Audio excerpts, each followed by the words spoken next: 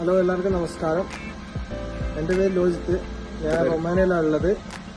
എൻ്റെ പേര് അനുരാജ്. അപ്പം നമ്മൾ 3 പേരും എവിഗേറ്റ് സൊല്യൂഷൻ വഴിയാണ് റൊമാനിയയിലേക്ക് വന്നത്.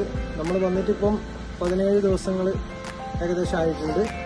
പിന്നെ നമുക്ക് പറഞ്ഞ ജോലി എന്ന് പറഞ്ഞു കഴിഞ്ഞാൽ ടാക്സിയുടെ ഇതാണ്. ഇപ്പം ഡെലിവറി ജോബാണ് ചെയ്യുന്നത്. ഊബറാണ് നമുക്ക് പറഞ്ഞിട്ടുള്ളത്. പക്ഷെ നമുക്ക് കുറച്ച് TRC കാർഡ് കിട്ടിക്കഴിഞ്ഞാൽ നമുക്ക് ഇന്റർനാഷണൽ ലൈസൻസ് കൺവേർട്ട് ചെയ്യാൻ പറ്റുള്ളൂ. സോ അതുവരെ ഞങ്ങൾ ഡെലിവറിയുടെ ജോബ് തൽക്കാലം ചെയ്യാറ്. പിന്നെ വേറെ സാലറി കാര്യങ്ങളൊന്നും കിട്ടിയില്ല.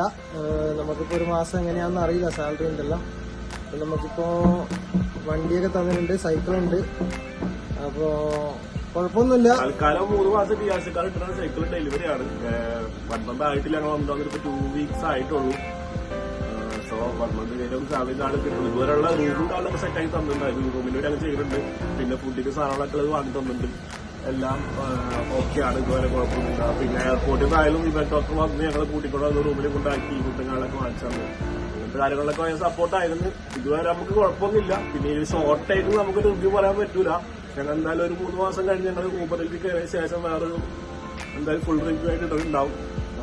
സോ ഇത്രയൊക്കെയുള്ളൂ. അപ്പോൾ എന്തായാലും ഇതുവരെ എത്തിച്ച് എല്ലാ കാലം ചെയ്ത് തന്ന ശ്രീനാഥിനും ശ്രീനാഥ്ബോയ്ക്കും അതുപോലെ ഡോക്ടർ വിവേകിനും ഒരുപാട് താങ്ക്സ് ഉണ്ട്.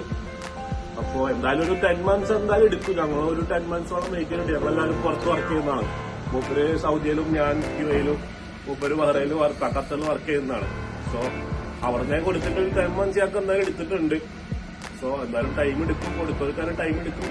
എല്ലാവരും പേഷ്യൻസോടെ വെയിറ്റ് ചെയ്യാം. അപ്പോ അത്രേ ഉള്ളൂ. റൂമിന്റെ വീഡിയോസ് ഒക്കെ വിട്ടേക്കാം. അപ്പൊ ഇതാണ് ഞങ്ങളെ റൂം വരുന്നത്. ഇവിടെ ആയിട്ട് കിച്ചണിലൂടെ അടുപ്പും കാരണമൊക്കെ ഉണ്ട്.